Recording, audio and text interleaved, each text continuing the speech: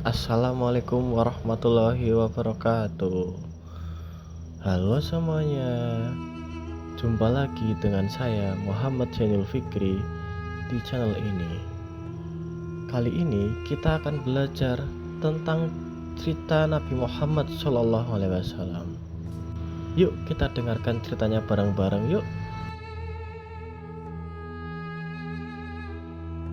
Ini adalah kisah tentang sebuah perjalanan besar, perjalanan seorang manusia pilihan yang mengubah dunia dari kegelapan menuju cahaya. Perjalanan panjang yang dimulai dari kesederhanaan penuh ujian, namun berakhir dengan kemenangan yang mulia. Perjalanan panjang yang dimulai dari kesederhanaan penuh ujian, namun berakhir dengan kemenangan yang mulia. Di kota Mekah, lahirlah seorang anak yatim yang kelak akan menjadi nabi terlahir. Sejak kecil, beliau merasakan kehilangan ayahnya dan ibunya meninggal saat ia masih sangat muda. Namun, dari situlah beliau belajar arti kesabaran. Diasuh oleh kakek dan pamannya, beliau tumbuh menjadi anak yang jujur, lembut, dan penuh kasih sayang. Tak pernah berkata dusta, tak pernah menyakiti sesama, hingga masyarakat menjulukinya Al-Amin, yang terpercaya. Waktu terus berjalan hingga beliau dewasa. Di tengah kehidupan masyarakat yang penuh penyembahan berhala dan kezaliman, beliau sering menyendiri untuk merenung.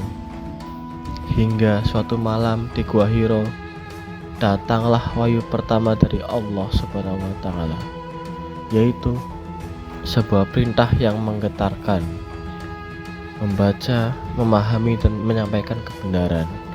Saat itulah beliau diangkat menjadi nabi. Dan sejak saat itu, perjalanan dakwah dimulai. Namun, jalan itu tidak mudah. Beliau mengajak manusia menyembah hanya kepada Allah, meninggalkan keburukan, dan hidup dalam kebaikan.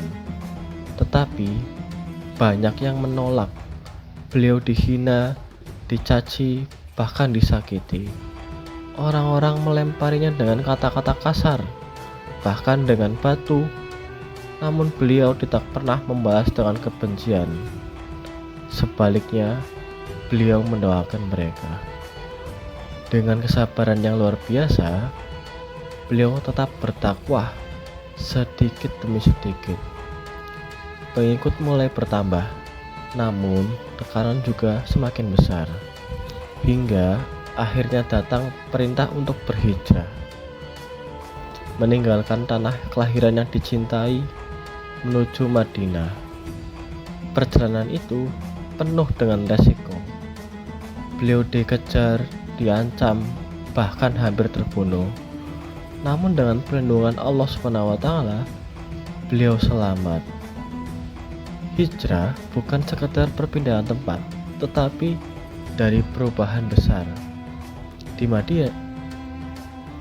Madinah, beliau membangun masyarakat yang damai, mengajarkan persaudaraan, keadilan, dan saling menghormati.